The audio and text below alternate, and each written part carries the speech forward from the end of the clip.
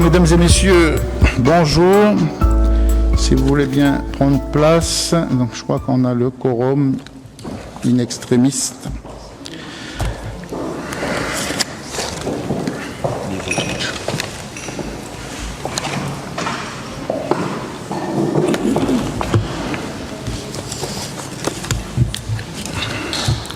Alors, je vais faire l'appel. Donc, le courrier est dit présent Jean-Jacques Afchin, présent. Rusmaïni San Mohamed, Maurice Pelage, Elisabeth Rivière, présent.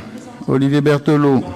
Sabrina Ouédé, Michel Baudry, présent. Valérie Bolo, présent. Lionel Pagaloua, Élodie Ferrali, Marguerite Filimo-Aou, Chantal Courteau donne procuration à Karl Engela. Paul Aoussou donne procuration à Marguerite Filimo-Aou. Nadine Jalabert donne procuration à Rusmaïni San Mohamed. Femia Motoui donne procuration à Mathieu Goyon. Pierre-Louis Elguerès. Sandrine Vantard donne procuration à Pierre-Louis Elguerès. Marie-Thérèse Tu donne procuration à Élodie Ferrali. Valéa Faugier donne procuration à Valérie Bolo. Lolesio Movaka donne procuration à Lionel Pagaloua. Georges Tarayaou donne procuration à Michel Baudry. Raphaël Tofili donne procuration à Sabrina Ouédé. Mathieu Goyon. Karl Engela. Catherine Krivobok. Yvi Poya, excusé. Laure Moreau. Nina Julier, présente. Michael Lelon, excusé. Frédéric Parent, excusé. Jean-Irénée Boineau, excusé. Romuald Pidgeot n'est pas arrivé, n'a pas excusé. Emiliana Totikian-Blondel ne s'est pas excusé. Pételo Sao devrait arriver, ne s'est pas excusé. Donc 1, 2, 3, 4, 5, 8, 9, 10, 18. Le quorum est atteint, nous pouvons commencer ce conseil. Je remercie les conseillers présents pour avoir pris de votre temps ce matin. Vu les conditions d'insécurité et de coupure de la route de la RP1, nous avons souhaité pour que ceux du Sud puissent venir à ce conseil. Donc, je les en remercie doublement. Par la navette, Monsieur Sao, il arrive. Voilà, présent.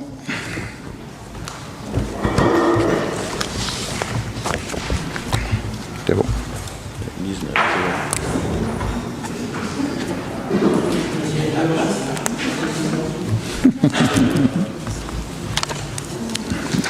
Donc, merci doublement. Alors, c'est un conseil qui se tient exceptionnellement à 10 heures. Donc, on a un certain nombre d'élus absents, beaucoup travaillent et n'ont pas pu se libérer. Donc, je remercie tout le monde. Avant de commencer ce conseil, si vous le permettez, je voudrais que nous prenions une minute de silence pour honorer le maréchal des logis-chefs, Nicolas Molinaro, qui a été tué au moment où il était en service et où il défendait le magasin Casino à la Coulée, donc dans l'exercice de ses fonctions, mort sur la commune du Mont d'Or. Et l'occasion de remercier par cette minute de silence les forces de l'ordre qui sont au quotidien dans notre commune en Nouvelle-Calédonie pour que nous puissions vivre mieux et retrouver la qualité de vie qu'on aurait pu avoir avant. Et je suis doublement touché parce que j'avais appelé la veille le colonel Leroy pour qu'il puisse mettre une brigade de gendarmes à cet endroit pour protéger à tout prix ce magasin Casino qui est quand même la clé de voûte des commerces sur le sud de la commune. Et malheureusement, dans la journée, il a été tué.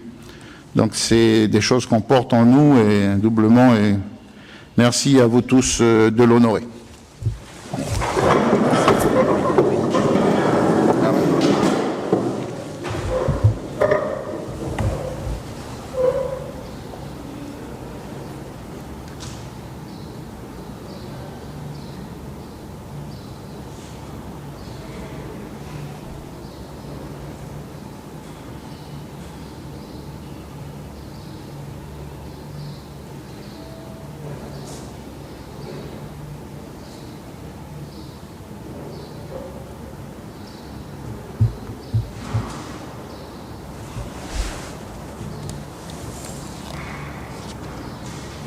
Je vous remercie.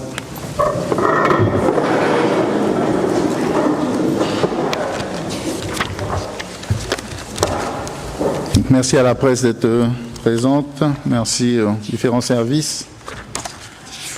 Donc nous allons commencer l'ordre du jour. Donc l'approbation du procès-verbal du Conseil municipal du 2 mai. Y avait-il des observations particulières? Pas d'observation. Donc le procès-verbal est adopté. Le point numéro 2 concerne la décision modificative au budget numéro 1 du budget principal, du budget annexe de l'eau, du budget annexe des ordures ménagères pour l'exercice 2024. Madame, on va peut-être commencer. Monsieur le secrétaire général adjoint, je vous donne la parole pour la transmettre à vos services pour cette DM1, s'il vous plaît.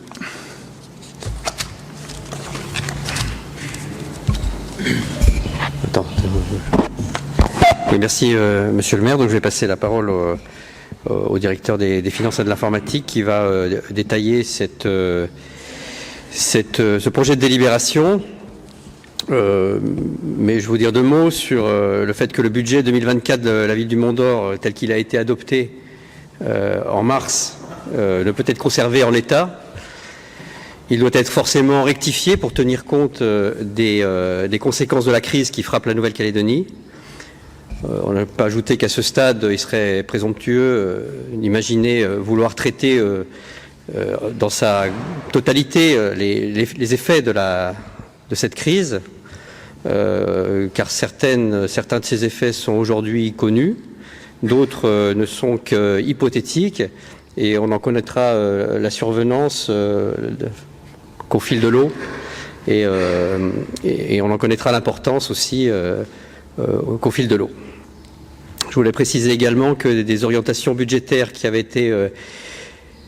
été choisies pour présider au budget 2024, eh bien, elles sont forcément rebattues. On ne va pas pouvoir conserver ce qui avait été prévu et s'axera maintenant le budget autour de trois thèmes. La sécurité qu'elle concerne les quartiers, le service public ou les biens publics, la solidarité, et en particulier le soutien aux personnes démunies, et puis l'aide à l'économie mondorienne. Donc on a repris l'ensemble des crédits qui ont été votés et on les a réarbitrés. C'est la proposition qui est faite aujourd'hui au travers de cette décision modificative numéro 1. Et qui devrait pouvoir nous permettre de faire fonctionner nos services et de faire fonctionner avec ces nouvelles orientations. Donc, monsieur le maire, si vous le souhaitez, si vous le voulez bien, je passe la parole au directeur qui va nous présenter plus dans le détail cette décision modificative numéro 1. Merci, vous avez la parole, monsieur le directeur. Merci monsieur le maire. Alors comme on a pu le préciser, la crise va avoir des impacts particuliers sur toutes les recettes fiscales qui pourraient être dégagées avec l'activité économique du pays. Cela impacte du coup automatiquement toutes nos recettes de fonctionnement. Donc Donc là, je vais vous faire une présentation sur le budget consolidé. Il faut savoir que les budgets qui vont être modifiés seront le budget principal, le budget de l'eau et le budget des ordures ménagères. Le budget assainissement et lotissement resteront exactement les mêmes. Donc de manière consolidée, au niveau des recettes de fonctionnement, il y a une réduction pour les recettes au chapitre 70 de près de 48 millions. Les principales réductions vont concerner le chapitre 73, impôts et taxes, où vous allez retrouver toutes les recettes liées aux centimes additionnels. Là, c'est principalement les recettes, les centimes additionnels relatifs aux droits d'enregistrement, où on enregistrera une réduction de 100 millions. Pour le chapitre 74, dotation et participation, vous avez les recettes du FIP et les différentes subventions que l'on est en mesure de percevoir. L'impact global est à moins 410 millions. Pour le FIP, c'est une réduction de 26% par rapport à ce qui avait été prévu au budget 2024, à savoir qu'il était de 1,436 milliard au début de l'année, donc une réduction de presque 373 millions. Et ensuite, vous avez une petite réduction des recettes pour les autres budgets de gestion courante. Vous avez là également les recettes qui sont liées à l'activité de la commune pour 15 millions et 900 000 francs. Donc en tout, c'est une réduction de 574 millions qu'il faut prévoir de manière consolidée pour les recettes réelles. En face de ça, on a été obligé de diminuer toutes les dépenses de fonctionnement. Donc en dépenses réelles, vous allez avoir principalement les charges à caractère général, le chapitre 0 qui va être diminué de 141 millions. Vous avez les charges de personnel également qui diminuent de presque 127 millions. Et ensuite, les autres fortes réductions vont concerner les dotations aux provisions, où nous avons récupéré près de 55 millions. Et vous avez également les subventions aux organismes et les associations qui sont réduites de 34 millions, enfin presque 35 millions. Le reste va concerner les dépenses d'ordre, avec une réduction au chapitre 023 pour les crédits qui étaient alloués au virement à la section de fonctionnement. Donc c'est moins 148 millions. Et vous avez également une réduction du chapitre 042 pour les amortissements à moins 50 millions. À côté de ça, vous avez la section d'investissement qui sera également modifiée. Pour les recettes d'investissement en réel, on a au global une réduction de moins 49 millions. Les principales modifications vont être une augmentation des recettes d'investissement réel pour 28 millions. Et vous avez également une réduction pour la cession des actions de la SEM pour moins 96 millions. Ensuite, vous avez également les recettes de fonctionnement qui sont impactées. C'est les mêmes recettes, c'est la contrepartie que vous avez en dépenses de fonctionnement avec la réduction du virement de la section de fonctionnement à moins 148 millions et également la réduction des opérations d'ordre pour 50 millions pour tout ce qui est amortissement. Pour les dépenses réelles d'investissement, on a été obligé de diminuer les dépenses de moins 247 millions. Alors pour les dépenses d'investissement, ça va correspondre à moins 243 millions. Et ensuite, vous aurez une réduction du chapitre pour les dépenses imprévues de moins 21 millions.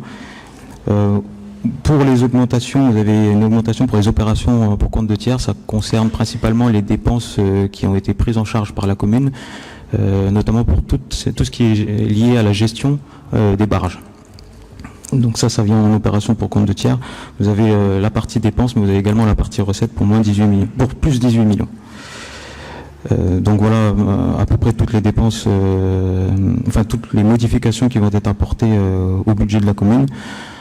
Comme point important, on peut noter également il y aura comme modification au niveau du budget OM. Il faut savoir que pour le deuxième trimestre, on a décidé de ne pas titrer un mois.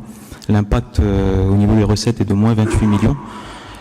Parce que le service n'a pas été réalisé. Les dépenses, elles, ont été réduites de 9 millions et pour pouvoir équilibrer l'ensemble, on a été obligé de proposer une subvention d'équilibre qui vient impacter du coup le budget principal pour environ 18 millions et les recettes du budget des OM pour 18 millions. Donc voilà, merci. Dans les opérations individualisées, je voulais rappeler que on a conservé dans ces opérations l'agrandissement du cimetière de Plouin pour cette année, donc qui devient urgent. Le pôle de sécurité, puisqu'il y a un certain nombre d'études qui vont démarrer cette année pour la caserne des pompiers, donc elles seront confirmées, et également des études avec la DARS du Vallon d'Or, plus que jamais d'actualité, j'allais dire, avec des études et surtout la configuration d'un nouveau projet. Madame San Mohamed, je vous laisse lire les observations de la commission, s'il vous plaît. Oui, donc la commission des finances s'est réunie le 29 juillet dernier. Monsieur le maire a souligné que les décisions modificatives présentées font suite aux exactions commises sur l'ensemble du territoire depuis le 13 mai dernier. Les collectivités sont ainsi contraintes de revoir en profondeur leur budget. Il tient à remercier les directions, services, ainsi que les adjoints au maire pour les coupes budgétaires consenties. Monsieur Cartigénier a ajouté que le budget rectificatif prend en compte les nouvelles orientations, car celles qui ont conduit à l'élaboration du budget 2024 sont aujourd'hui obsolètes. Les priorités sont la sécurité, qu'elle concerne les quartiers, le service public et les biens publics, la solidarité, en particulier le soutien aux personnes démunies impactées, l'aide à l'économie mondorienne. Au sujet de la solidarité, M. Sao a demandé si la ville envisage d'augmenter la subvention en faveur du CCAS. M. Cartigénier a répondu par la négative. Il y a aujourd'hui 14 millions de francs qui ne sont pas fléchés et qui correspondaient à des actions que ne pourra pas mener le CCAS. Ces crédits sont réaffectés pour aider directement les personnes démunies. Madame Sen Mohamed a ajouté que le CCAS reçoit de plus en plus de nouvelles personnes pour des demandes d'aide, notamment pour la facture d'électricité, qui n'était pas suivie auparavant par l'établissement public. Monsieur le maire a indiqué que le CCAS devra également réfléchir pour aider les familles à payer la cantine. Monsieur Sao a souhaité également savoir quelle forme prendra l'aide à l'économie mondorienne. Monsieur Cartigénier a répondu qu'il ne s'agit pas d'une aide à la trésorerie des entreprises. Il s'agit de mettre à disposition gracieusement l'espace de travail partagé aux entreprises touchées par la crise et n'ayant plus de local. Plusieurs patentés occupent les lieux ainsi que du personnel de l'ADIE. La ville apporte également son aide par les barges pour le ravitaillement des petits commerces, des grosses enseignes ou encore les artisans. Il sera prochainement proposé de mettre à disposition des professionnels des locaux de l'école Adolphe Boutan. Sur le budget principal, au chapitre 011 sur les charges à caractère général, Madame Julia a demandé des explications sur la baisse des dépenses de moins 62 500 000 liées à la convention État-Ville. Monsieur Afchin a répondu que ce sont des actions qui ne seront finalement pas réalisées. Monsieur Barry a ajouté qu'il s'agit des actions de Saint-Louis, des événements culturels, à l'exemple de la fête de la musique, Halloween, et sportifs, exemple la fête du sport et des associations. Monsieur Boiwami a précisé que des discussions sont en cours avec l'État pour que sa subvention de 67 millions de francs soit maintenue et que les crédits soient réaffectés à d'autres opérations. Au chapitre 012, sur les charges de personnel, Madame Julie a souhaité connaître la proportion des postes qui étaient déjà vacants et ceux qui ne seront pas renouvelés sur les 21 équivalents temps plein. Monsieur Pelletier a donné la liste des 12 postes budgétaires non pourvus en 2024. Ces postes initialement prévus ne seront pas pourvus. Il s'agit de 2 postes au secrétariat général, 2 postes à la direction des finances et de l'informatique, 4 postes à la direction des services d'animation et de prévention, 4 postes à la direction des services techniques et de proximité. En complément de la réponse apportée par le directeur administratif en commission, il est précisé que les autres postes budgétaires concernent 2 postes budgétés mais pourvus en interne, chef de service de la culture et chef du service des finances, des postes budgétés partiellement et non pourvus, le juriste, des départs en cours d'année non remplacés jusqu'au 31/12/2024, des départs en cours d'année mais avec une prévision de remplacement avant le 31/12/2024. M. Sao a indiqué que cette économie de près de 127 millions de francs sur les charges de personnel aurait pu être faite depuis le début de la mandature. M. le maire répond que ces postes ne sont pas superflus et que cette baisse de personnel implique tout de même une charge de travail supplémentaire sur le personnel en poste actuellement. D'autant plus qu'avec les difficultés financières à venir, la ville sera peut-être contrainte de revoir sa masse salariale l'année prochaine. Au chapitre 67 sur les charges exceptionnelles, Madame Julia a demandé des précisions sur la subvention d'équilibre au budget annexe ordures ménagères. Monsieur le maire a répondu que c'est pour compenser la période durant laquelle la collecte des ordures ménagères n'a pas été réalisée. En effet, les administrés seront exonérés de la redevance d'enlèvement des ordures ménagères pour cette période, 1 mois. Madame Julia a souhaité savoir pour quelles raisons la gratuité est accordée aux usagers de l'espace de travail partagé de mi-mai au 31 décembre 2024, mais pas aux exposants du marché municipal. Monsieur Cartigénier a répondu que les usagers de l'espace de travail partagé et les exposants du marché ne sont pas dans la même situation. En effet, pour les professionnels et plus particulièrement pour ceux qui ont perdu leurs locaux, il s'agit de leur donner un coup de pouce. Toutefois, pour les exposants du marché municipal, la période durant laquelle ils n'auront pas travaillé ne leur sera pas facturée. En recette d'investissement sur le compte 45, opération pour compte de tiers, 18 400 000 francs sont inscrits au titre du remboursement par la Nouvelle-Calédonie pour les barges. Madame Julier demande si la ville a l'assurance que la Nouvelle-Calédonie remboursera cette somme. Monsieur Boiwami a répondu que, comptablement, lorsque la ville couvre une dépense qui est de la compétence d'une autre collectivité, elle est obligée d'inscrire la recette en face. Un titre sera émis en fin d'année et le recouvrement sera ensuite opéré par la trésorerie de la province sud. Monsieur le maire a ajouté que même si la ville n'a pas d'assurance que le remboursement sera opéré, il faut l'inscrire dans le budget car c'est une dette qu'a la Nouvelle-Calédonie envers la collectivité. Il est à noter que la demande de remboursement a été faite auprès du gouvernement de la Nouvelle-Calédonie. M. Cartégénie a rappelé que la ville a pris le relais du gouvernement de la Nouvelle-Calédonie lorsque celui-ci n'avait plus la capacité de financer les barges, bien que cela reste de sa compétence. Il a ajouté que ce sont des dépenses qui sont aussi recensées par l'État. Mme Julia a indiqué que la ville a bien fait de prendre le relais. Mme Julia a remarqué que rien n'est inscrit pour le SMTU. Elle a souhaité savoir si la ville a eu des discussions avec le syndicat mixte. M. Cartégénie a répondu par l'affirmative. Il est encore trop tôt pour inscrire des crédits car les discussions sont en cours, mais il est fort probable que la ville soit appelée à payer davantage. Aujourd'hui, ce qui a été inscrit au budget et qui constitue à ce jour une dépense obligatoire ne sera pas touché. S'agissant des échanges avec le SMTU, plusieurs scénarios se présentent. L'arrêt des délégations de services publics et des services ou, au contraire, la reprise du service avec la mise en place d'un nouveau réseau. Dans certains scénarios, la ville est appelée à payer la RAPF qui vient équilibrer le fonctionnement. De plus, pour que le service puisse fonctionner, il faut aussi effectuer des réparations qui s'élèvent à plus de 1,3 milliard de francs, notamment sur le système de billettique qui a été totalement détruit. Madame Julia a demandé si la ville est garante des emprunts du SMTU. Monsieur Cartégénie a répondu que la ville est appelée directement sur les emprunts à hauteur de 12%, à hauteur de la clé donc de répartition. Monsieur Sao a demandé si la ville a eu un retour du gouvernement de la Nouvelle-Calédonie sur le maintien de subventions versées à la ville dans le cadre du fonds intercommunal de péréquation. En effet, l'État avait annoncé le maintien du niveau de fonctionnement des communes. M. Afchin a répondu qu'un comité FIP a eu lieu la semaine dernière et la baisse de 26% a été confirmée par le gouvernement de la Nouvelle-Calédonie. S'agissant des dotations de l'État, elles sont maintenues. M. le maire a ajouté que sur les 122 millions de francs par mois prévus dans le cadre des dotations de la Nouvelle-Calédonie, la ville a perçu 80 millions de francs ce mois-ci et ce sera vraisemblablement la somme qu'elle percevra jusqu'à la fin de l'année. Par ailleurs, il était prévu de percevoir plus de 400 millions de francs de centimes additionnels sur la patente pour mai-juin, mais le gouvernement a informé la ville que cette somme ne lui sera pas versée. Par ailleurs, si l'État devait aider les communes, il lui a été demandé de leur verser les dotations directement sans passer par la Nouvelle-Calédonie.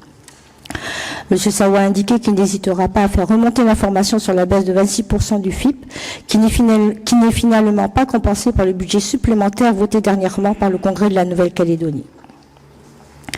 M. Sao a souhaité savoir si la ville a eu des retours de l'État sur les actions menées pour sécuriser l'accès à la RP1 au niveau de Saint-Louis et sur sa réouverture.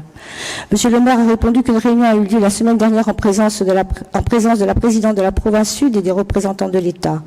La situation à Saint-Louis est compliquée. La présence de femmes et d'enfants auprès des émeutiers complique les interventions des forces de l'ordre. À noter que ces derniers ne riposteront qu'en cas de légitime défense pour ne pas risquer de blesser ou de tuer des civils. Un verrou a été mis en place au niveau de l'entrée et de la sortie de Saint-Louis, mais les habitants peuvent entrer et sortir.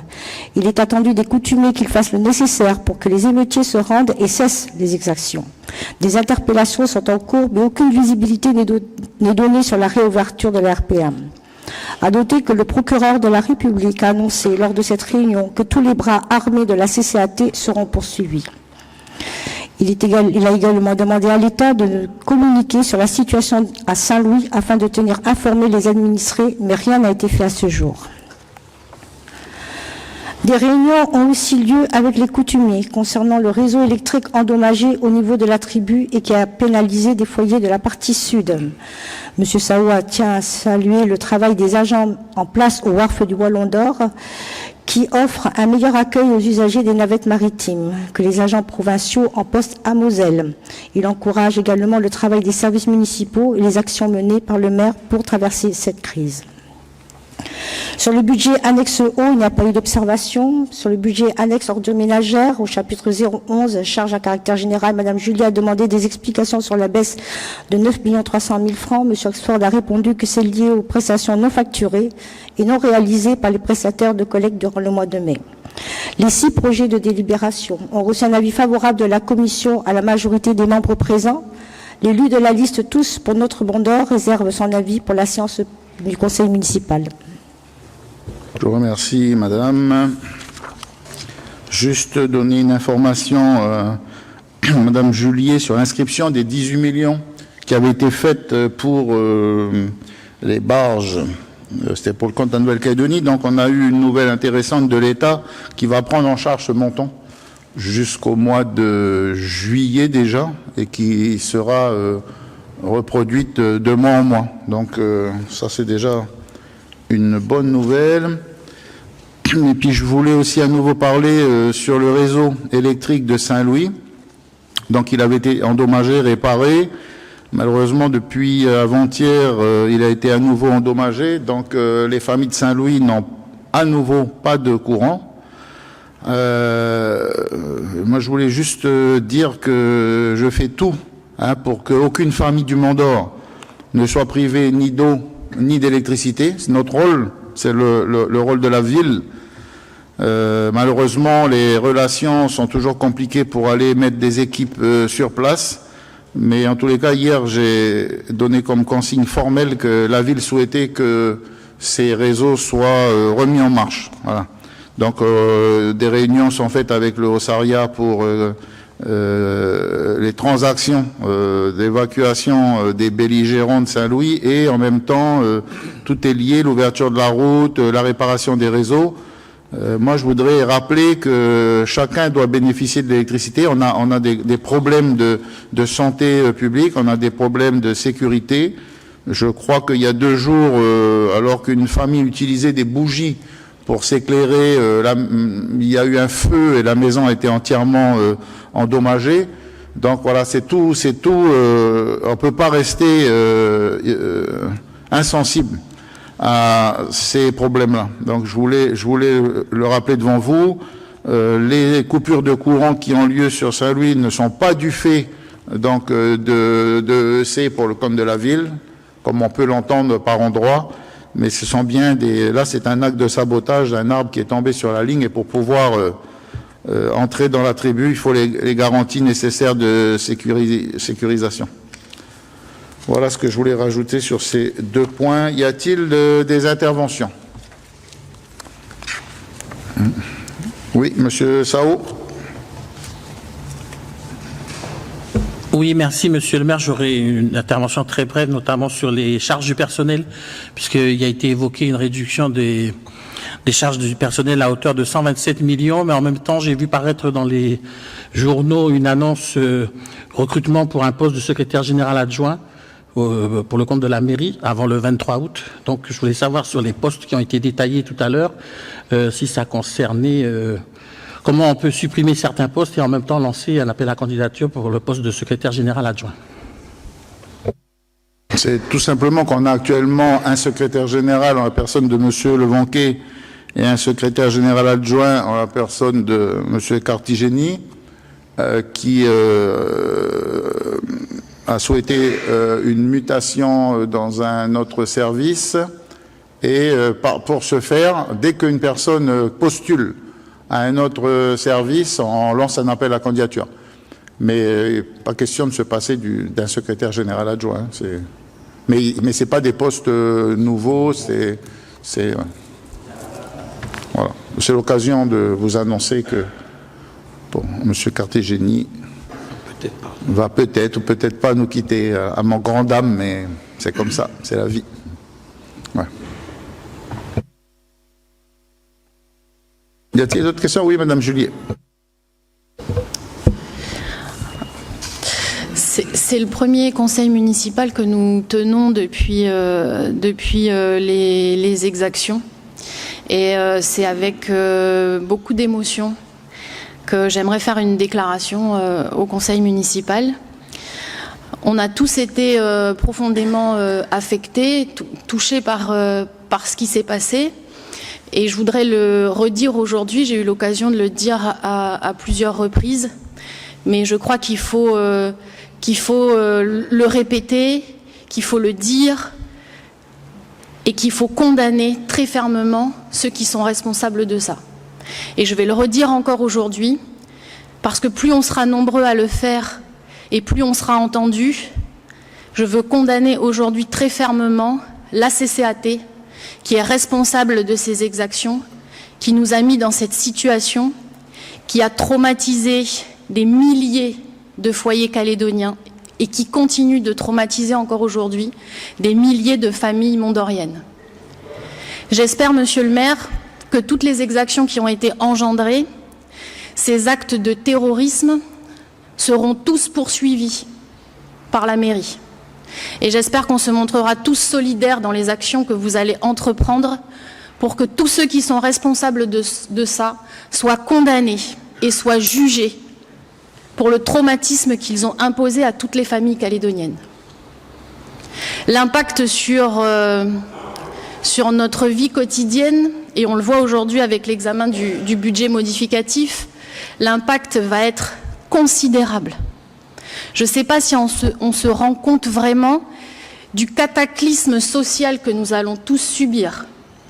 On a déjà là un aperçu de l'impact financier sur la collectivité, avec forcément, il faut le dire, même si j'entends les propositions que vous faites pour maintenir un niveau de service, il faut le dire aux gens, le service public va être impacté, le niveau de service va baisser. Ça va être dans l'accompagnement des familles, ça va être dans l'accompagnement à la sécurité, ça va être dans le transport, ça va être dans l'accompagnement à l'emploi. Il va y avoir une forte baisse du service public. Il va y avoir également une baisse, et on le voit déjà, du service sanitaire. Moi, j'ai une pensée pour toutes les familles qui se trouvent du côté de Mondor Sud et qui aujourd'hui doivent faire face à des problématiques sanitaires graves. Encore dimanche, il s'est passé une chose horrible à l'EHPAD des Hibiscus. Une petite dame qu'on a laissée agoniser toute une nuit parce que personne ne pouvait venir la récupérer pour l'emmener au Médipôle. Et des exemples comme ça, on en a plein. Et il y a des gens qui vont mourir à cause de cette situation. Et j'espère bien que ceux qui sont responsables de ça vont être également poursuivis pour homicide involontaire. C'est extrêmement grave de laisser des gens coupés du monde mourir à petit feu. Et puis on va avoir un impact économique, et merci pour les propositions que vous avez faites pour l'espace de travail partagé, pour aider nos entreprises. Mais moi je pense à toutes nos entreprises qui sont à la coulée, qui n'ont plus de travail, nos mécaniciens, nos entreprises qui aident au quotidien les Mondoriens du Sud. Tous ces gens-là n'ont plus de travail.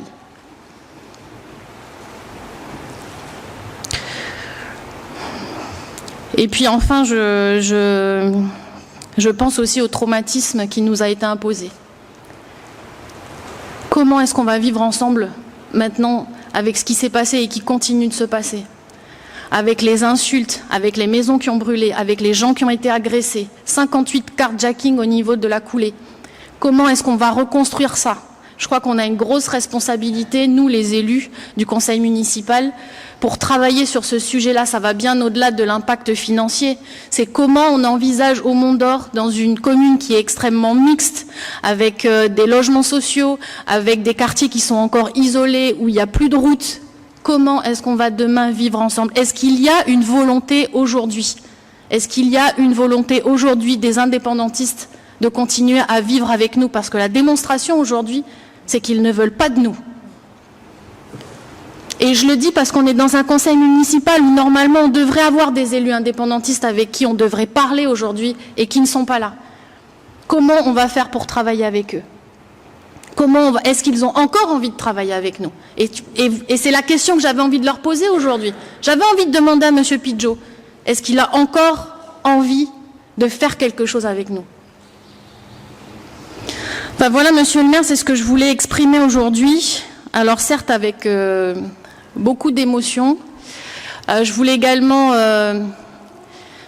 avoir vraiment un remerciement énorme du fond du cœur pour le travail que les agents de la mairie ont effectué, chacun à leur niveau, que ce soit au niveau des navettes, que ce soit au niveau de l'accompagnement des personnes âgées, le CCAS, la caisse des écoles, et puis vraiment un remerciement, mais vraiment très fort pour notre police municipale et nos pompiers.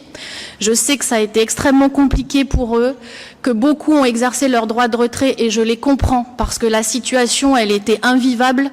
C'était extrêmement dangereux. On sait qu'ils n'ont pas forcément les équipements, qu'ils sont pas forcément capés pour ce genre d'événements.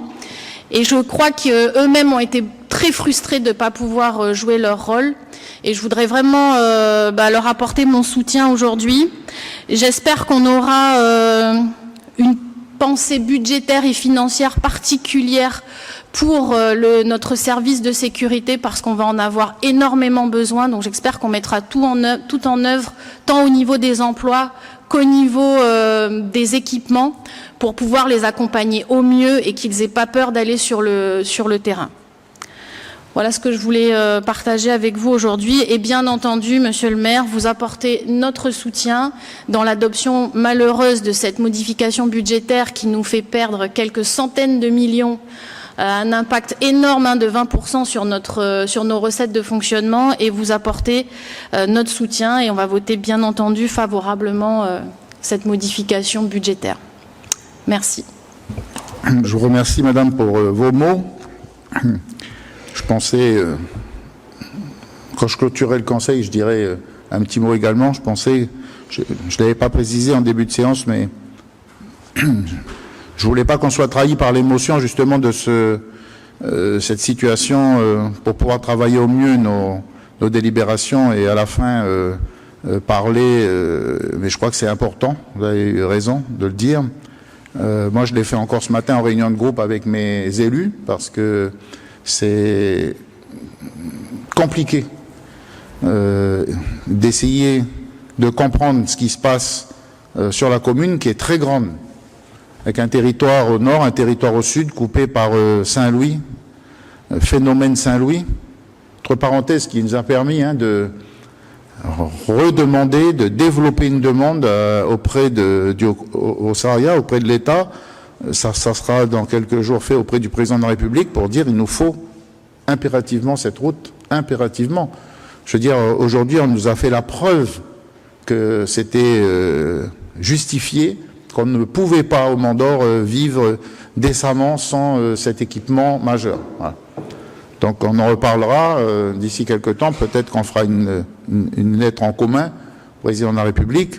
Mais en tous les cas, ça nous a au moins, dans tout ce malheur, apporté la certitude qu'il fallait mettre cet équipement en place. Beaucoup d'émotions également avec mes élus, qui sont sur place, comme vous dites, tous les jours. Pour parler calédoniens qui en prennent plein la figure, entre les gens excédés, entre les gens fatigués, entre les gens qui comprennent pas la situation. On demande à la mairie de garantir le même niveau de service, vous l'avez rappelé, mais en même temps on demande à la mairie, à ses services, d'aller dans un domaine qui n'est pas le nôtre, de faire de la compétence des autres collectivités. Et je remercie la province pour la mise en place des navettes. C'était dans le protocole qui avait été établi depuis plusieurs années, que la province. Le gouvernement, ça a duré une semaine, ces engagements, et qui ont été tout de suite annulés, puisque c'était la prise en charge des barges. Et il faut savoir que ça a été c'est pris aujourd'hui sur le budget propre de la commune. Donc aujourd'hui, non seulement on fait la stratégie, je remercie les secrétaires généraux, les secrétaires généraux pour leur travail, mais vraiment au quotidien, auprès des commerces, parce que malheureusement, il faut réussir à regrouper tout le monde. Aujourd'hui, on a un gros point de blocage sur l'arrivée des personnes le matin aux navettes, 3h30 pour certains, pour prendre une navette à 7h, donc voire plus tard. Donc c'est extrêmement compliqué. Des navettes privées qui ont pris aussi le relais, mais on s'aperçoit que ces navettes privées circulent dans des conditions de sécurité qui sont pas toujours à la hauteur du droit, de la loi. Donc il faut qu'on veille à ce que tout ça se passe bien. Des conditions météo, vous savez bien, en hiver, on a des conditions d'OS souvent. Donc vous avez vu 4 fois les navettes ont été arrêtées sans pouvoir prévenir la population qui la prend. On a mis cependant rapidement les écoles en route. Je peux vous dire juste qu'on a encore sur l'ensemble de la commune 25% des enfants qui n'ont pas repris l'école, ce qui est énorme, considérable, catastrophique. Et ça, on doit le prendre vite en compte. On doit Donc certains sont partis, certains ont peur de reprendre, d'autres ne vont pas reprendre, etc. Donc les services de la ville vont s'associer aux services de la province pour essayer d'aller chercher le dernier gamin, essayer de lui faire comprendre que l'école c'est de la chance, c'est la réussite et puis c'est surtout la sécurité. Voilà, les personnes âgées qui ont, comme vous dites, on a essayé de ne pas oublier parce que souvent des gens discrets qui sont chez eux, qui sont cachés, qui parlent pas, qu'on n'entend pas et qui ont été mis de côté pour certains, qui ont été oubliés. Et à côté de ça, l'énorme solidarité territoriale, la solidarité des différentes organisations qui sont venues aider. Je pense à la Banque alimentaire, je pense à toutes celles et tous ceux qui nous ont demandé de transporter leurs colis, des tonnes de colis, enfin les produits pharmaceutiques, les aliments pour les animaux. Je rappelle que le Sud est un gros producteur de fruits et légumes. Il a fallu rapatrier avec l'aide de la Chambre d'agriculture, voire la Chambre de métiers, de commerce, un certain nombre de contingentements de produits. L'eau du Mont d'Or, qui est quand même le fleuron sur notre commune, et j'en passe. Et ça a été comme ça tous les jours. Et c'est encore tous les jours.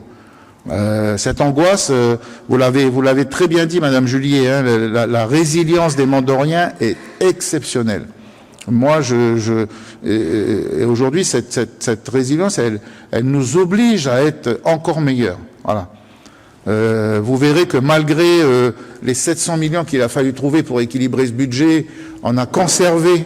On aurait pu encore aller plus loin parce que là, c'est difficile cette année, mais je pense que l'année prochaine, ça sera encore plus difficile. Voilà. Alors, si on n'a pas un État qui vient comme il vient pour les barges, comme il vient en aide pour les navettes, puisqu'il vient aussi également en aide sur les navettes, si on n'a pas un État généreux, eh ben encore une fois, on ne pourra pas nous se relever. Alors après, vous l'avez bien dit, sous l'angle politique des choses, on est une commune multiple, le Mont d'Or. Je crois qu'on y croit tous, on est des élus. Alors il y a des jours c'est plus difficile que l'autre, pour vous comme pour le maire, mais si nous on lâche, et je ne crois pas que dans cette assistance, il y en a qui ont envie de lâcher, eh ben ça va être difficile derrière. Donc non, on a un conseil qui est uni, je vous en remercie. Je remercie Monsieur Sarro. On a commencé à travailler sur les logements sociaux, voir comment on va s'organiser. Donc on a reçu cette semaine les opérateurs sociaux. Comment on va pouvoir regarder des gens qui ont tout détruit? Est-ce qu'on va les conserver dans nos quartiers? Est-ce qu'on va les conserver dans nos barres d'immeubles? Moi, je vous jure que c'est très compliqué. Et pourtant, voilà, on va avancer, on va faire. Alors, est-ce qu'il faut refaire la même chose qu'on a fait pendant 30 ans, pensant que, ou est-ce qu'il faut faire différemment? Ben, je pense que chacun dans son milieu débattra. En tous les cas, moi ce que je pouvais dire, c'est que la population, elle pourra compter sur l'appui de la ville, mais dans la limite de ses moyens. On a rajouté de l'argent au CCAS il y a quelque temps pour pouvoir aider, mais ça sera toujours pour pouvoir aider. Ça ne sera pas pour pouvoir payer les factures des gens. Chacun devra être responsable également dans sa sécurité, dans sa situation. Mais c'est pas de dire, comme j'ai entendu, ben on va baisser les loyers, on paiera plus la cantine, on paiera plus. Moi, j'accepterai pas que des gens viennent bénéficier des services de la ville gratuitement sans payer. À ce moment-là, il y a des bourses qui existent. Donc, on va faire les demandes de bourse, on va faire les demandes qui sont aux opérateurs sociaux, et à ce moment-là, derrière, la ville aidera. Mais il n'est pas question qu'il y en a parce qu'ils ont décidé qu'ils avaient plus rien. Que, voilà. Donc, on travaille à tout ça. Aujourd'hui, j'espère que chacun dans les commissions travailleront sur le même objectif, faire en sorte le plus vite possible de nous débarrasser de ces mauvais jours. Moi, j'en veux beaucoup, comme vous, à ces gens qui ont semé des ordres. Le commissaire, le procureur de la République se sont engagés à faire les poursuites qu'il faut. Donc je laisserai la justice faire ce qu'elle a à faire. Et moi, en tous les cas, je ne regarderai pas avec dédain qui que ce soit. Je continuerai à être l'homme que je suis. Et c'est ce que je demande à chacun. On va pas devenir nous-mêmes des bêtes ou des animaux parce que certains se sont conduits comme ça. C'est inadmissible ce que s'est passé sur certains foyers. Mais en même temps, nous, on doit progresser. Voilà. Moi, c'est ce que je voulais vous dire, cette espèce de message d'espoir. Je suis pas un naïf. Voilà.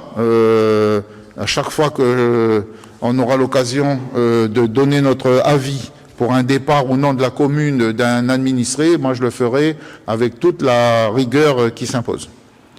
En tous les cas,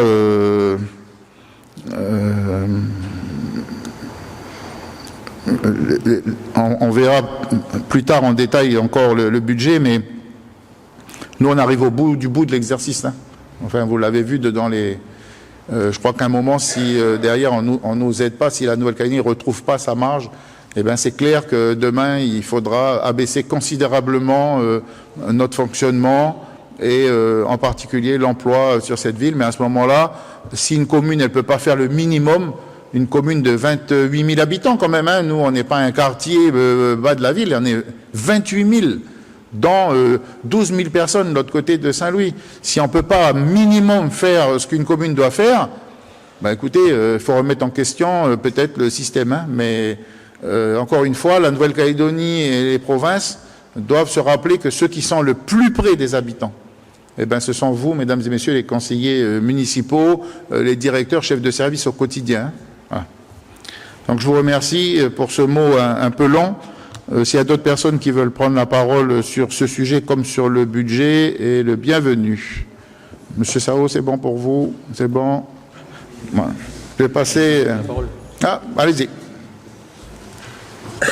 Merci, Monsieur le maire. Bien évidemment, je partage avec vous les émotions évoquées par nos collègues, notamment concernant notre commune. Je suis d'accord avec vous que sur le fait que c'est pas une vie ce qu'on est en train de vivre en ce moment, notamment pour la partie sud de notre territoire qui est complètement isolée, complètement coupée du reste du monde, parce que quand il y a les coups d'ouest, on est véritablement coupé du reste de la Nouvelle-Calédonie, et c'est une situation qui est inadmissible et que nous condamnons tous très fortement. Je suis heureux, Monsieur le maire, que vous gardiez de l'espoir pour la poursuite et la volonté de construire ensemble notre collectivité et notre commune. Je crois que c'est important que nous soyons aussi porteurs d'espoir, même si on ne dit pas ça en étant des bisounours, hein, même si j'ai la taille pour être bisounours, mais je dis tout simplement que l'envie, elle doit être plus forte, l'envie de reconstruire et l'envie de continuer à vivre ensemble, parce que nous sommes intimement liés à cette terre du Mont d'Or.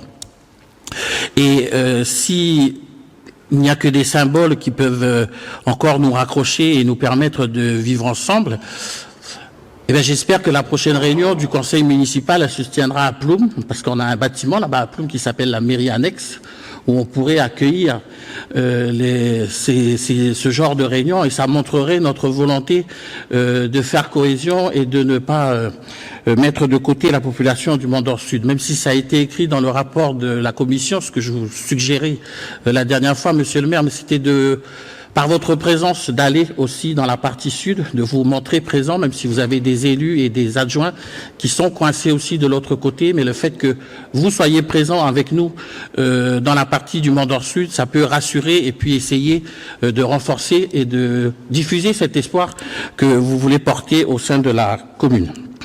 Bien évidemment, les ajustements au niveau du budget doivent traduire cette envie de poursuivre, cette envie de construire tous ensemble. Je salue ici les réfléchages du budget qui ont été opérés, notamment sur les opérations concernant l'aménagement du conseil municipal, le parcours du cœur et puis tout le circuit qui devait se faire sur Saint-Michel-Robinson, qui sont finalement sacrifiés cette année, plutôt orientés vers la darse du Vallon d'Or. L'utilité aujourd'hui, elle est évidente. Bien évidemment, on suivra avec une très forte attention sur les discussions qui seraient amenées à la construction de cette deuxième route, parce qu'on voit bien aujourd'hui qu'elle est vitale. Elle est vitale parce que c'est pas normal que les médecins ne puissent pas circuler facilement plus facilement qu'ils ne le font aujourd'hui. Ce n'est pas normal que les 12 000 habitants de la partie sud ne peuvent pas avoir accès à des soins d'urgence à n'importe quel moment de la journée ou du week-end. On a l'impression vraiment de vivre dans la bande de Gaza, aux conditions dans lesquelles on est. Le verrou de sécurité qui a été installé à Saint-Louis, ça symbolise, mais ça matérialise encore plus la coupure qui existe entre notre partie à nous et le reste du territoire. Donc j'espère que ce verrou sécuritaire trouvera assez rapidement son dénouement. Et même si j'ai envie de remercier les services de l'État, je voudrais que l'État aussi accélère un peu plus dans sa sécurisation de la route de Saint-Louis, parce qu'il est quand même encore le responsable de l'ordre public et de la sécurité des citoyens. Et je trouve inadmissible aussi qu'au bout de 3 mois, bientôt, l'État n'a toujours pas réussi à rétablir l'ordre, malgré toutes les forces, malgré tous les moyens qui ont été déployés sur le reste du territoire. On a vraiment l'impression de vivre dans deux territoires différents.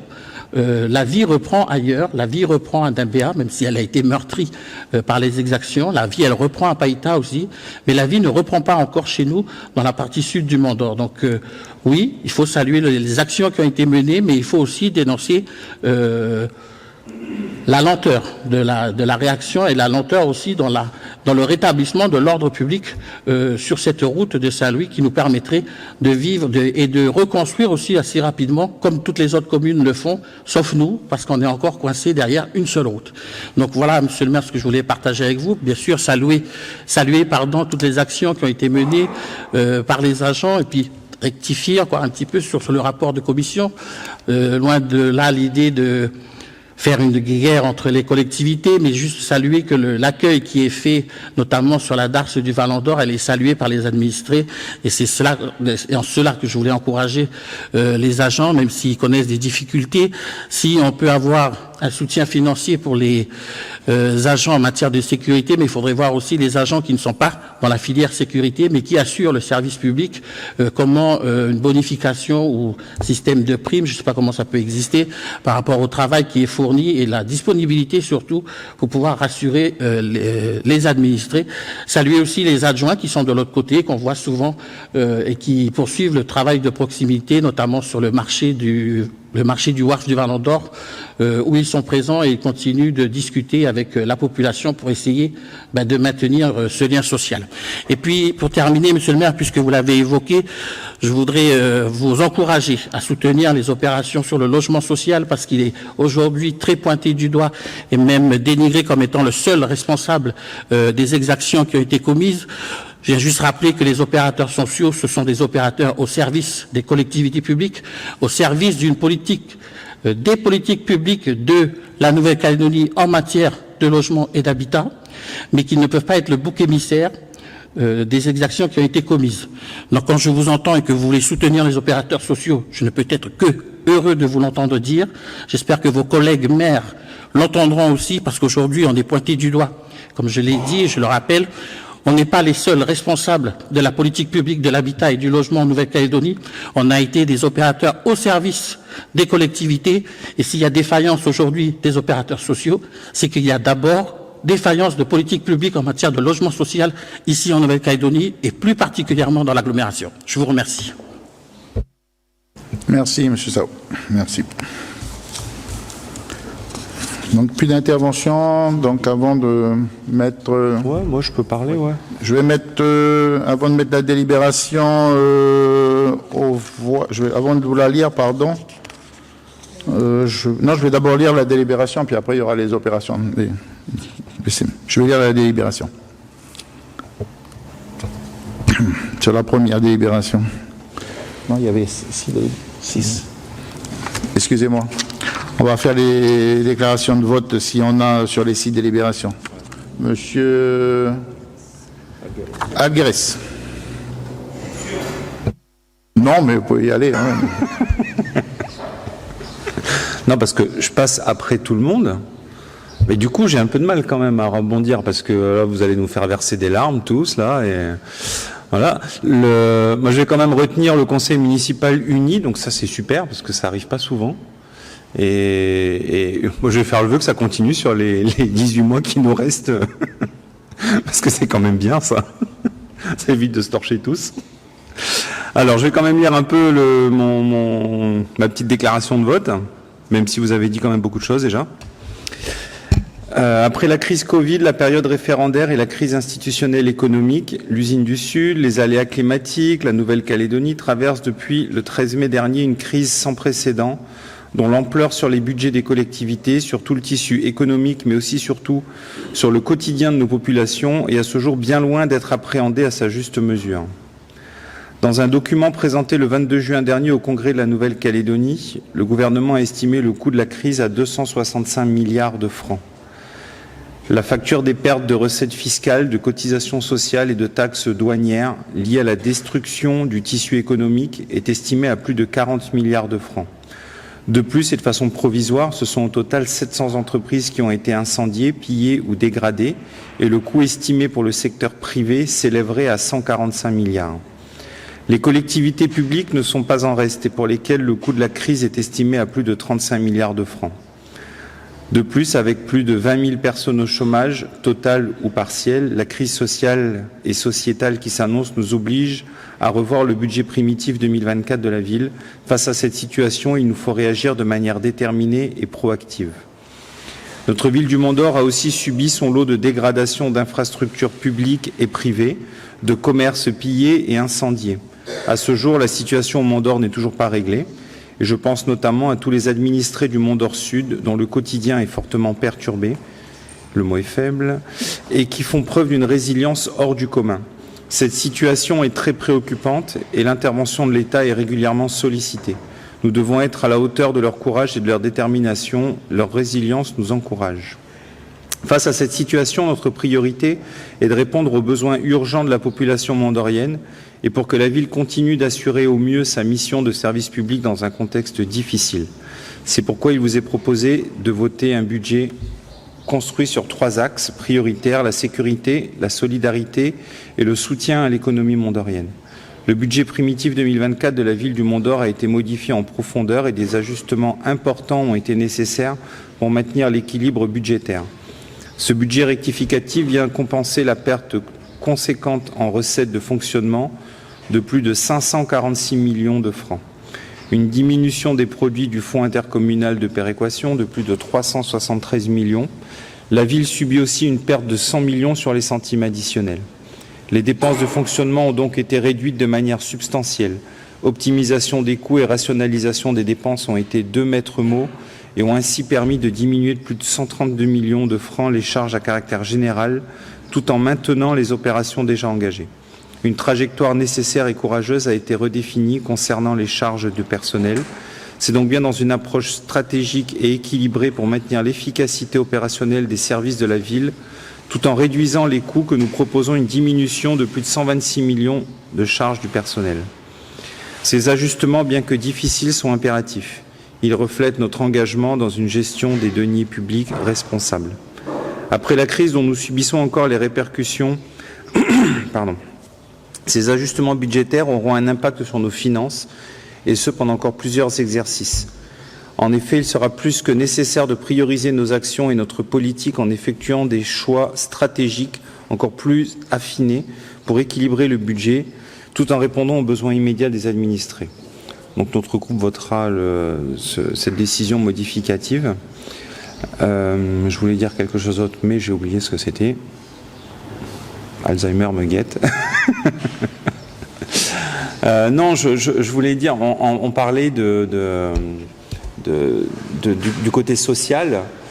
Moi, au niveau de mon boulot, on voit cette répercussion impressionnante depuis un mois. Pour tous ceux qui ne le savent pas, je travaille au contrôle médical à la CAFAT. Et depuis un mois, on me demande de donner des avis, enfin, c'est pas depuis un mois, c'est depuis plusieurs années, on me demande de donner des avis sur du médical, donner un avis médical sur les demandes des professionnels, des prestataires, de beaucoup de choses. Et en fait, depuis un mois, on s'est rendu compte que toutes ces demandes qui arrivaient n'étaient plus médicales, n'étaient plus des demandes médicalement justifiées. C'était des demandes qui étaient socialement justifiées. On nous demande des transports en VSL, ben oui, parce qu'il n'y a plus de bus. Ben on ne peut pas payer des VSL parce qu'il n'y a plus de bus.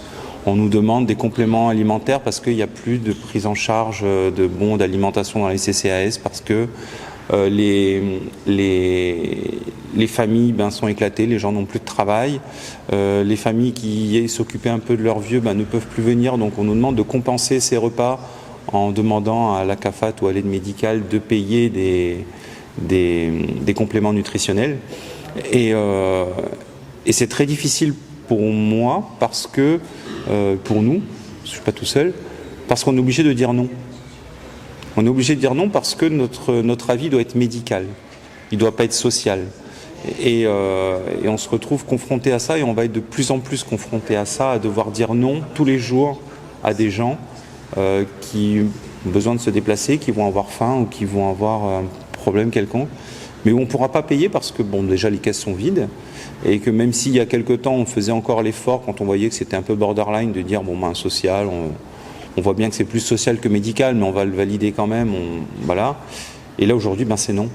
C'est non parce que c'est juste pas possible. On n'a pas les moyens financiers, on peut plus se permettre ça. Et que si on commence à dire oui sur le social, on est foutu. Voilà, moi aussi, je vous fais verser une larme. Il n'y a pas de raison que vous soyez les seuls. Merci, monsieur Aguirre. Donc, je vais mettre je vais vous lire la délibération, décidément. Donc, il y a 6 délibérations. Donc, la première qui porte décision modificative numéro 1 du budget principal de l'exercice 2023, donc cette DM 2024, tel que présenté dans les documents joints en annexe, est adoptée et est arrêtée par chapitre, comme ci-dessous. Alors, dans le section de fonctionnement, tant en recettes qu'en dépenses, budget 2024 avant la décision modificative 3 860 740 724 francs, moins, ce qui concerne la DM1, 546 532 937 francs, ce qui porte le budget 2024 après DM à 3 314 207 300. 3 314 207 787 francs. Pour la recette d'investissement en recettes et en dépenses.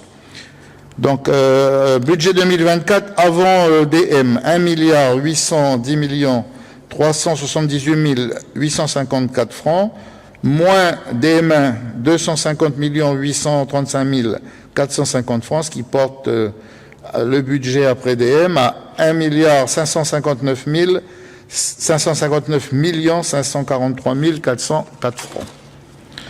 L'article 2 est autorisé la diminution de 34 870 000 francs des subventions d'exploitation au chapitre 657, subventions d'exploitation. Donc, il porte ce chapitre qui était de 516 495 580 francs, moins donc les 34 870 000 francs, ce qui porte après DM le poste à 481 625 580 francs. L'article 3, c'est pareil, c'est autorisé l'augmentation de 15 183 032 francs des charges exceptionnelles au chapitre 67, charges exceptionnelles, donc qui était de 21 480 000, donc, et qui le porte à 36 663 032 francs. L'article 4 est autorisé la diminution de 55 millions des constitutions de provisions en chapitre 68, dotation aux provisions, donc qui finalement amène le chapitre à 0. Article 5 est autorisé la diminution de moins 1 274 203 francs des subventions d'équipement aux établissements, chapitre 204, subventions d'équipement versées, ce qui porte le chapitre de 75 665 222 francs à 74 391 019 francs. Article 6, article de recours. Article 7, article d'exécution. Je mets la délibération au vote. Qui est contre? Qui s'abstient? Avis favorable du Conseil. Je vous remercie. La deuxième délibération qui porte décision modificative numéro 1 du budget annexe O de l'exercice 2024. Donc, dans son article 1er, la DM1, budget annexe O de la ville du Mont-d'Or de l'exercice 2024, tel que présenté dans les documents joints en annexe, est adopté et arrêté par chapitre comme ci-dessous. Donc, en section fonctionnement, recettes, dépenses, donc, qui était de 86 952 729 francs, passe après DM à la même montant, puisqu'il n'y a pas de modification. Par contre, dans la section d'investissement, recettes en dépenses, qui était de 192 935 184 francs, passe à 110 50 783 francs. Le total de ces opérations individualisées passe donc à 195 960 184 francs. Article 2, article de recours, article 3, article d'exécution. Je mets la délibération au vote. Qui est contre, qui s'abstient, avis favorable du Conseil. La troisième délibération porte décision modificative numéro 1 du budget annexe ordures ménagères de l'exercice 2024. Dans l'article 1er, elle est adoptée, arrêtée par chapitre comme ci-dessous. Dans la section de fonctionnement, recettes, dépenses, donc, qui était de 368 500 000 francs, passe à 359 183 032 francs, après une diminution de 9 316 968 francs. Et dans la section investissement, cette fois-ci en recettes et en dépenses, passe de inchangé, qui était de 14 908 626 francs. L'article 2 est autorisé l'augmentation de 18 683 032 francs des produits exceptionnels, chapitre 77, produits exceptionnels, donc qui passe de 11 millions à 29 683 032 francs. Article 3, article de recours, article 4, article d'exécution. Je mets la délibération au vote. Qui est contre? Qui s'abstient? Avis favorable du Conseil. La prochaine délibération, donc, autorisant le versement d'une subvention d'équilibre au budget annexe des ordures ménagères 2024, donc, est autorisé à l'article 1er le versement d'une subvention de 18 683 032 francs au chapitre 77 produits exceptionnels, ce qu'on a vu. Donc, avant DM, il n'y avait rien. Avec DM1, il y a 18 683 032 francs. Article 2, le crédit nécessaire sont prévus au chapitre 67, charges exceptionnelles du budget principal 2024. Article 3, article de recours. Article 4, article d'exécution. Je mets la délibération au vote. Qui est contre? Qui s'abstient? Avis favorable du Conseil. Et puis, bien sûr, on a aussi les différentes APCP, autorisation de programme et de la décision modificative numéro 1 du budget. Donc, vous avez l'article 1, sont approuvées les modifications des autorisations de programme listées ci-dessous dans les fiches individuelles, sont annexées à la présente délibération. Donc, vous les avez toutes répertoriées, comme d'habitude. Article 2, la présente délibération peut faire l'objet d'un recours. Article 3, article d'exécution. Je mets la délibération au vote. Qui est contre, qui s'abstient, avis favorable du Conseil. Et enfin, la dernière délibération qui concerne, pareil, les autorisations de programme de la DM1, du budget, cette fois-ci, O de l'exercice 2024. Article 1er, sans approuver les modifications de ces autorisations de programme, qui sont listées ci-dessous dans les fiches individuelles, sont annexées à la présente délibération. Donc, il n'y en a qu'une.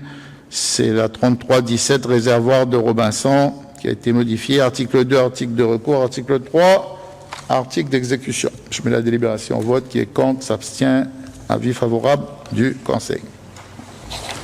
Nous allons passer au point suivant. Je ne sais pas où je l'ai mis. C'est le DSP, principe du mode de gestion. Le principe de mode de gestion du service de distribution publique de l'énergie électrique.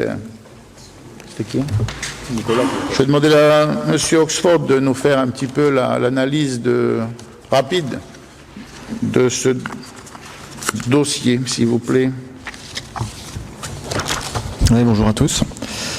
Effectivement, la délégation de service public d'électricité actuelle, qui date depuis le 1er août 2005, s'achève le 31 juillet 2025.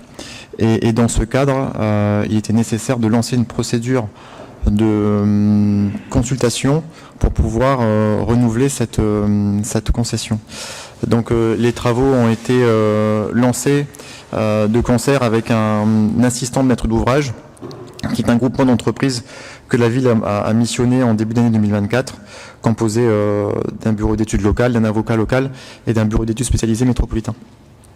Cette procédure, elle s'étend sur quasiment 18 mois, avec une première phase qui consiste à développer les axes stratégiques de la future délégation, avec des visites d'ouvrage, avec des audits du dispositif actuel, audits techniques, juridiques, financiers, avec qui ont suivi des propositions de choix stratégiques et un choix du principe du mode de gestion. Ça, c'est la phase 1. À laquelle on se situe aujourd'hui. Ensuite, il y a 2 autres phases. Une phase 2 qui concerne la consultation des entreprises qui seront appelées à répondre à cette délégation. Et la 3e phase concernera la mise au point du contrat et rendre ce contrat effectif dès le 1er août 2025. Dans le cadre de du contrat, deux possibilités techniques s'offrent à la commune du Mont d'Or, qui ont été détaillées pendant la CCSPL et pendant la commission financière. Un scénario 1 qui concerne un mode de gestion par une concession de service public, et un scénario 2 qui concerne la mise en place d'une société d'économie mixte à opérateur unique. Donc chacune de ces solutions a ses avantages et ses inconvénients qui ont pu être détaillés. Je ne prendrai pas dans le détail, ils sont bien détaillés dans le mémoire. Ce qui est proposé, c'est de retenir le scénario 1, c'est-à-dire la concession de services publics, qui permet de répondre à de nombreuses attentes de la commune, qui en soi n'a pas les compétences humaines, techniques et les moyens financiers pour pouvoir porter une telle charge. Donc l'idée est de pouvoir déléguer cette gestion à un concessionnaire pour les 15 prochaines années. Alors, il a été fait le choix effectivement de partir sur une convention de délégation de service public, et il a été aussi proposé une durée de contrat de 15 ans, qui est une durée qui nous permet d'avoir les avantages, trois principaux avantages. Le premier, c'est de permettre à la collectivité de conserver une certaine réactivité vis-à-vis des nouveautés réglementaires, techniques et financières, pour réduire le risque de passation d'avenant pendant une durée de contrat trop longue. Ça permet aussi de préserver ses intérêts par une mise en concurrence régulière. Et la durée de 15 ans nous permet aussi de pouvoir maintenir un niveau d'investissement suffisant pour répondre aux attentes de la ville, qui sont attentes d'enfouissement de réseau, de déploiement des compteurs de nouvelle génération, et de également améliorer la vulnérabilité du réseau.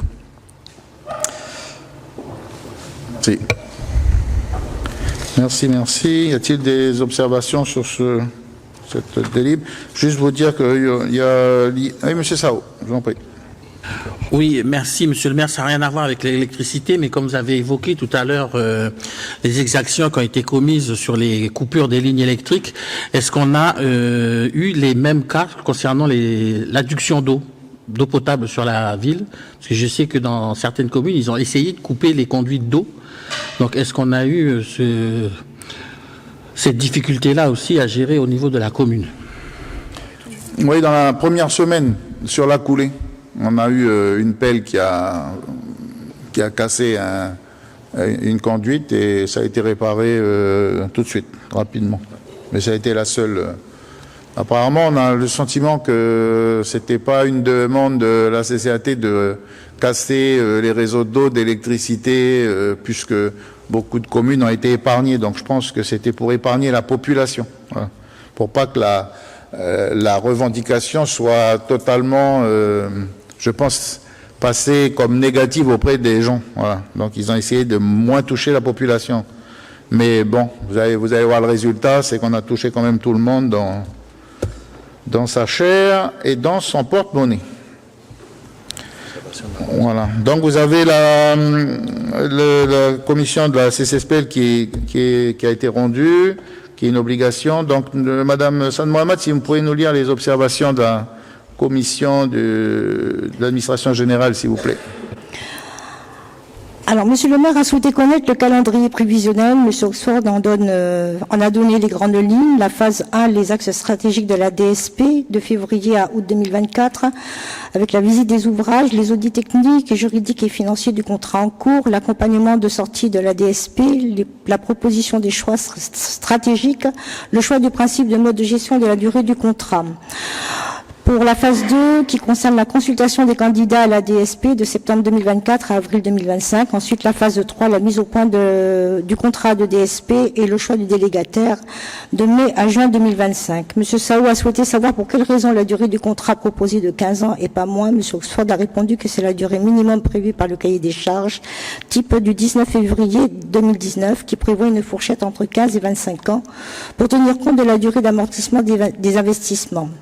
Monsieur Sao demande si la commission consultative des services publics locaux devra se réunir une nouvelle fois. M. Oxford a répondu par la négative. C'est la commission de délégation de services publics qui se réunira pour, tout d'abord, l'ouverture des dossiers de candidature, ensuite l'analyse des candidats et sélection des candidats admis à présenter une offre, et une dernière réunion pour l'examen des offres initiales et la formulation d'un avis.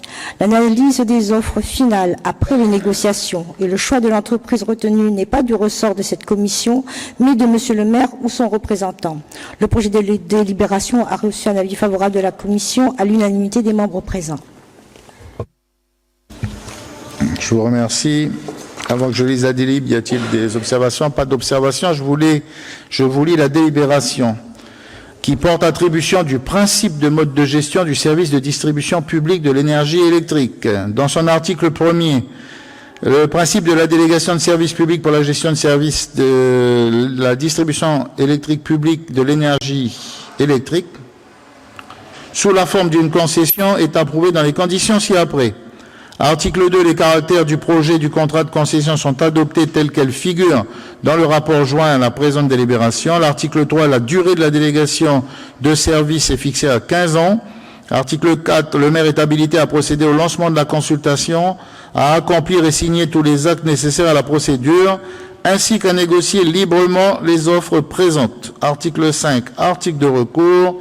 Article 6, article d'exécution. Je mets la délibération aux voix. Qui est contre, qui s'abstient, avis favorable du Conseil. Monsieur Berthelot, si vous vouliez nous lire les avis de la Commission concernant la remise de calculatrices et Becherel. Là, il n'est pas là, Monsieur Lelon, ça l'aurait fait plaisir. Aux élèves de CM2, s'il vous plaît. Chaque année, la ville récompense et encourage les élèves de CM2 admis en 6e. À cette occasion, une calculatrice et un Becherel sont remis à chacun des élèves afin de les aider dans leur cursus scolaire. Cette année, l'opération concerne 395 élèves du public et du privé. Aucune observation n'est émise par la commission municipale en date du 23 juillet 2024. Le projet de délibération reçoit un avis favorable de la commission à l'unanimité des membres présents. Tel est l'objet du projet de délibération que j'ai l'honneur de soumettre à votre approbation. Je vous remercie. S'il n'y a pas d'intervention, je vous lis la délibération qui accorde donc une remise de calculatrices et Becherel aux élèves de CM2 des écoles primaires publiques et privées de la ville. Dans son article 1er, donc la ville remet une calculatrice, un Becherel aux élèves de CM2 des écoles primaires publiques et privées de la ville admis en 6e. Article 2, la dépense d'un montant d'1 370 312 francs est imputée au chapitre 67, charges exceptionnelles, article 67.14, bourses et prix attribués du budget 2024 de la ville. Article 3, article de recours. Article 4, article d'exécution. Je mets la délibération au vote. Qui est contre, qui s'abstient, avis favorable du Conseil. Donc ce sont des dépenses qu'on a quand même maintenues. Mais voilà, peut-être dans un prochain temps, tout ça, on ne pourra plus le faire. Maintenant, nous allons passer à l'habilitation du maire à signer une convention annuelle aussi, les avenants relatifs au financement, la mise à disposition d'un éducateur avec le groupement d'employeurs Sport et Loisirs Sud, GESLS, pour l'année 2024. Je ne sais pas qui c'est, Monsieur Baudry. Monsieur le maire, merci. Souhaitant bénéficier à nouveau des moyens de groupement d'employeurs sportifs et loisirs Sud, dont le partenariat a été initié depuis 2019 et afin de poursuivre la mise en œuvre de cette action destinée à promouvoir la pratique sportive de proximité, lutter contre l'oisiveté des jeunes âgés de 11 à 16 ans et éviter ainsi leur basculement dans la délinquance, il convient de signer une convention précisant les engagements des deux parties dans la mise à disposition d'un éducateur sportif. La commune du Mont-d'Or s'engage ainsi à verser une subvention au titre de l'année 2024 de 1 million de francs CFP d'aide à l'emploi d'un éducateur sportif au GESLS et payer l'adhésion annuelle d'un montant de 10 000 francs CFP. Il vous est donc proposé d'habiliter le maire à signer la nouvelle convention et ses éventuels avenants précisant l'engagement de chaque partie. Observation de la commission principale chargée des sports en date du 23 juillet 2024. M. Nguela demande si l'éducateur sportif travaille actuellement. M. Riveggio répond par l'affirmative. Depuis le mois de mai, une nouvelle éducatrice active est déployée sur la commune du Mont-d'Or à 90% du temps. Malgré la situation, elle intervient dans les écoles pendant les pauses méridiennes. M. Loya ajoute qu'elle intervient les lundis et jeudis dans la partie sud de la commune pour la caisse des écoles, pour le CCAS et pour le dispositif bel et bien dans ses baskets. Le reste de la semaine, elle intervient sur la partie nord de la commune. M. Nguela propose de prendre le montant de la subvention sur le contrat État-Ville. Le projet de libération reçoit un avis favorable de la commission à l'unité des membres présents. Merci. Monsieur le chef de service des sports, qui c'est notre nouvelle éducatrice sportive? Je ne connais pas.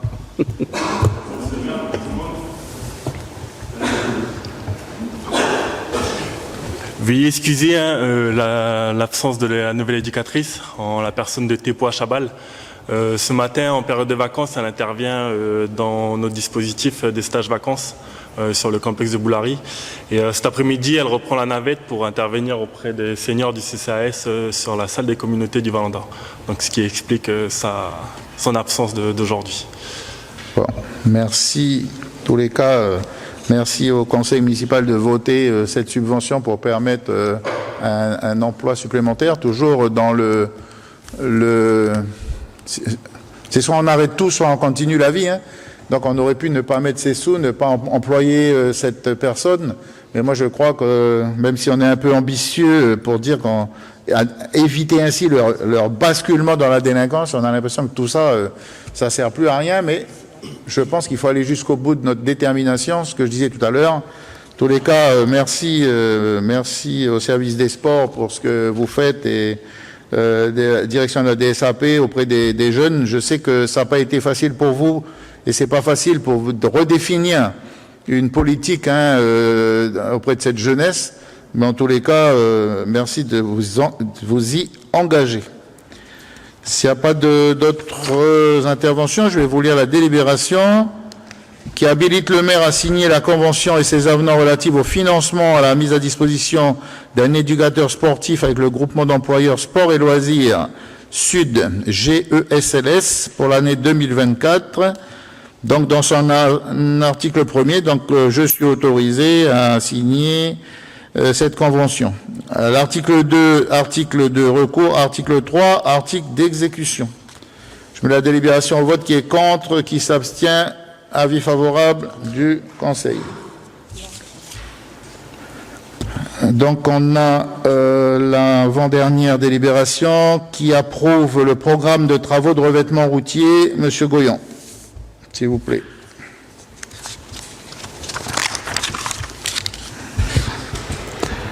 Donc, pour les observations de la commission du 24 juillet dernier, Madame Salma Ahmad demande des précisions sur la réalisation des travaux.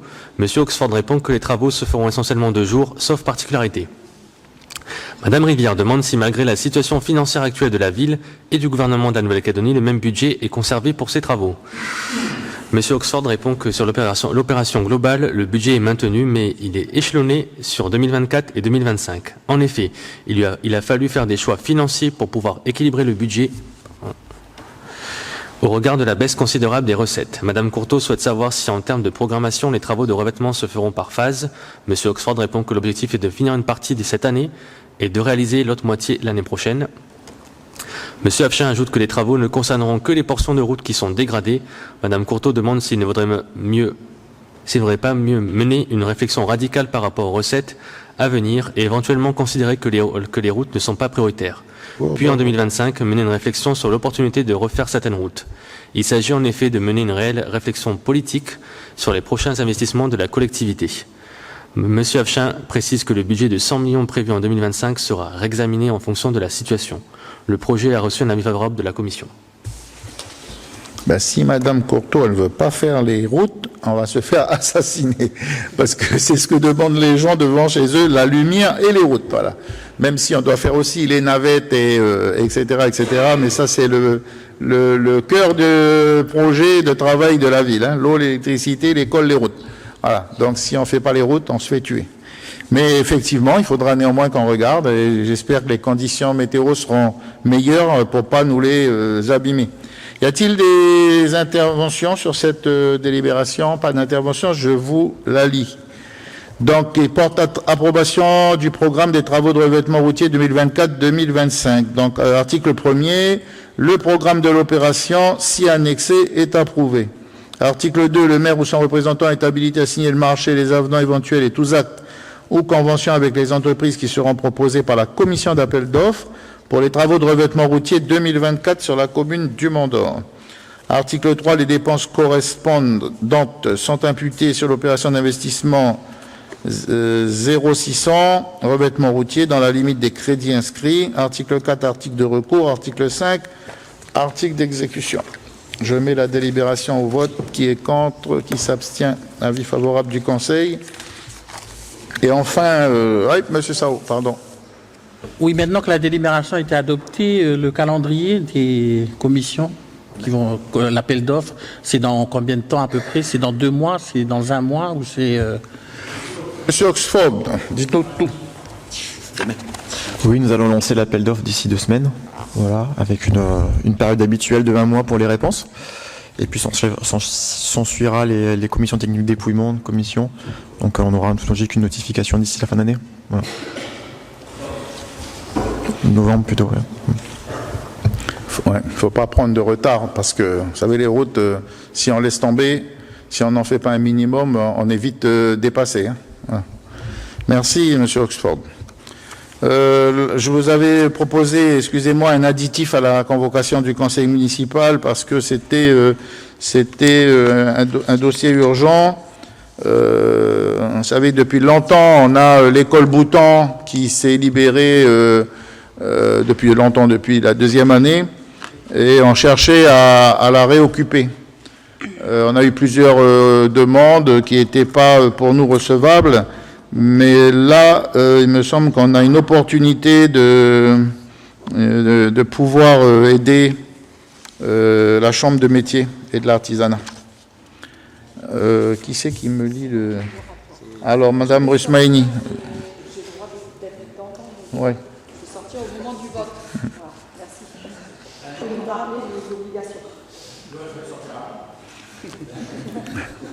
Allez-y, Madame Sad Mohamed.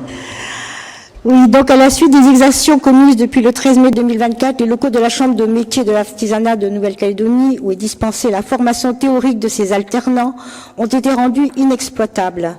Afin d'assurer une continuité pédagogique, un nouveau site est destiné à accueillir un effectif de 50 alternants en entreprise et leurs formateurs, était recherché par la Chambre de métier.